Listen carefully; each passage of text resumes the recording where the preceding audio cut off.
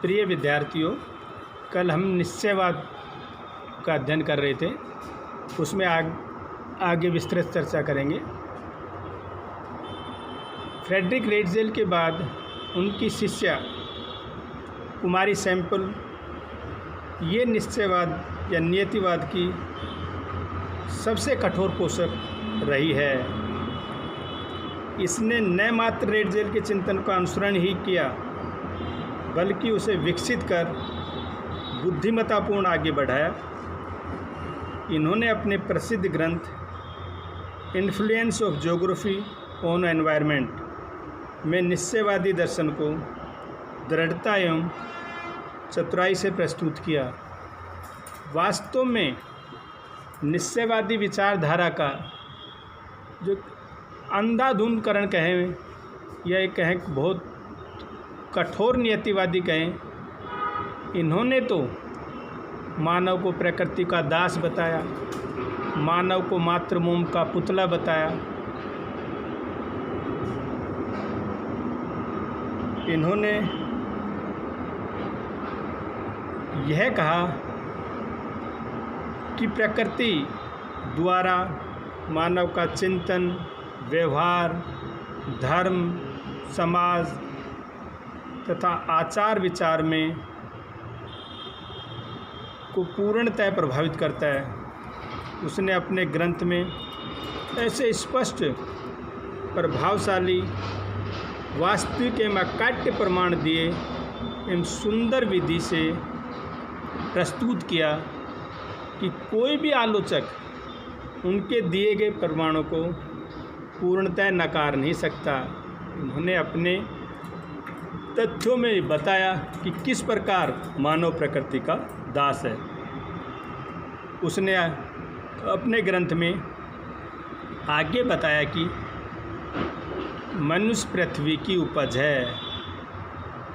इसका अभिप्राय केवल इतना ही नहीं है कि वह पृथ्वी का बच्चा है और उसकी धूल का कण है, वरना यह भी है कि पृथ्वी माता ने उसका पालन पोषण किया है, उसके लिए कर्तव्य निश्चित किए हैं, उसके विचारों को निश्चित दशाओं की ओर मोड़ा है, उसके समक्ष ऐसी कठिनाइयाँ प्रस्तुत की है जिसने उसे शक्ति प्राप्त हुई है और उसकी बुद्धि तुर्व हुई है। वह उसकी अस्थि और मांस में तथा उसके मस्तिष्क और आत्मा में प्रविष्ट कर गई है। उसने बताया कि सभी प्रकार के प्रदेशों, पर्वत, पठार, तटीय मैदान, अंतर्देशीय, एकाकी, ग्रामीण, नगरीय आदि उदाहरण प्रस्तुत करते हुए बताया कि ये सब मानव के आचार, विचार एवं व्यवहार को प्रभावित करते हैं। उसने आगे चलकर प्राकृतिक परिवेश को इतना कठोर एवं सार्वभौम बताया कि उसके अनुसार मानव मात्र मोम का पुतला है, जिसे प्रकृति इच्छानुसार ढालती है।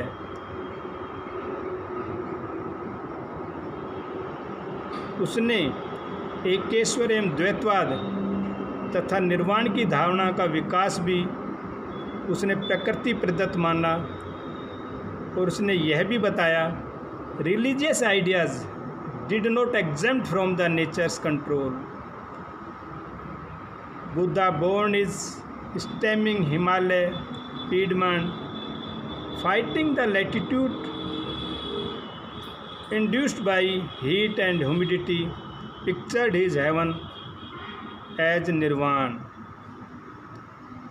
The cessation of all activities and individual life, God become one universalized like the sand of desert and grass of steppes, which stretches on and on without change or break.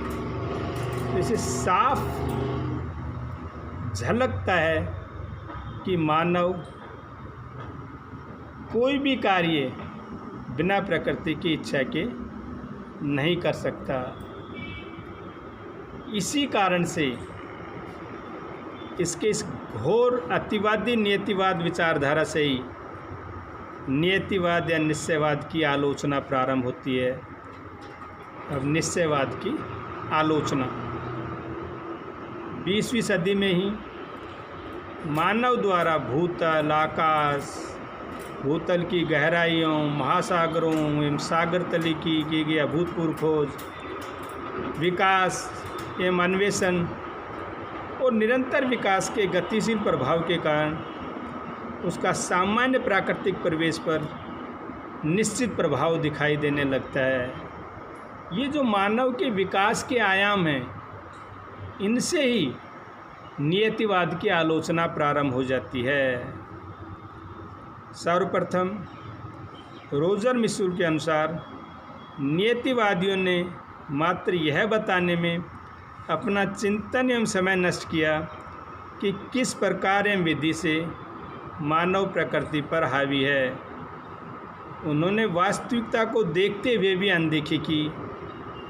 मानव ने प्राचीन काल से ही प्रतिकूलताओं के विरुद्ध संघर्ष करते हुए अनुकूलताओं का क्षेत्र विस्तृत किया और अनेकों आविष्कार किए, जैसे पहिए का, हल, कृषि यंत्र, पशुओं के विविध उपयोग, विविध प्रकार की फसलों की उन्नत कृषि तकनीक का निरंतर एवं प्रतिकूल परिस्थितियों में भी विकास किया। शिल्पों, उद्योगों, नगरों एवं नगरीय सुविधाओं का विकास और उनकी बस्तीक्रम, परिवहन मार्ग एवं अनेक साधन इसके उल्लेखनीय उदाहरण हैं। दूसरा आलोचना, किरचॉफ के अनुसार मनुष्य ऐसी मशीन नहीं है जिसकी अपनी कोई इच्छा नहीं हो।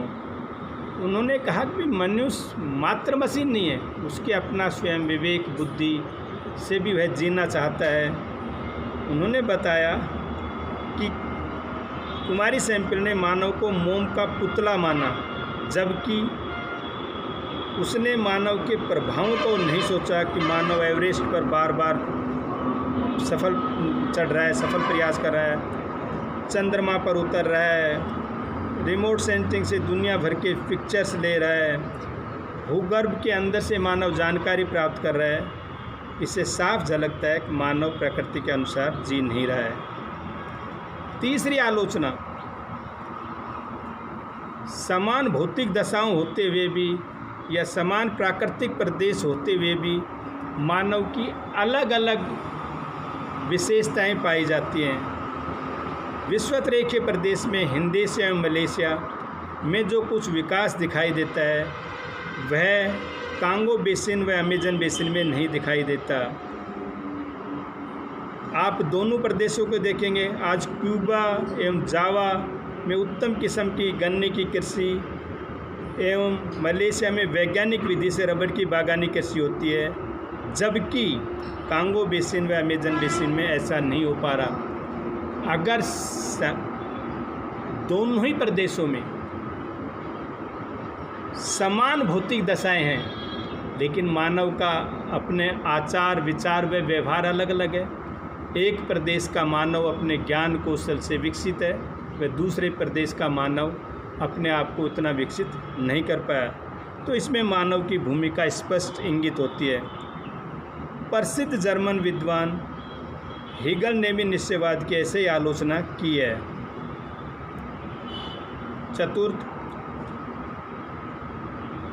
उत्पादन के जिन साधनों पर मानव प्रत्यक्ष प्रकृति पर निर्भर है, उस पर परिवेश का प्रभाव महत्वपूर्ण है, लेकिन उनमें भी मानव ने नई नई तकनीक से, जैसे पशुधन में कृत्रिम गर्भाधान, फसलों में कृत्रिम फसलें, हाइब्रिड बीज का निर्माण करके उनका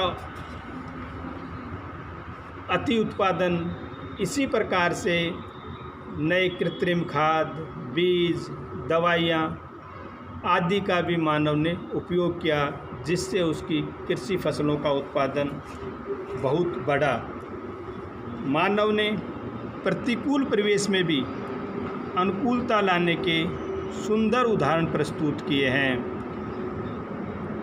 अब देखते हैं कि मध्य एशिया में, जिसको सोवियत संघ के नाम से पूर्व में जाना जाता, वहाँ गुलाबी के कपास की कृषि हो रही है, सब्जियों एवं फलों का उत्पादन हो रहा है। ये इसका सुंदर उदाहरण है। यानी कि मरुस्थलीय प्रदेश होते हुए भी मानव ने वहाँ अति उत्तम प्रकार की कृषि का उत्पादन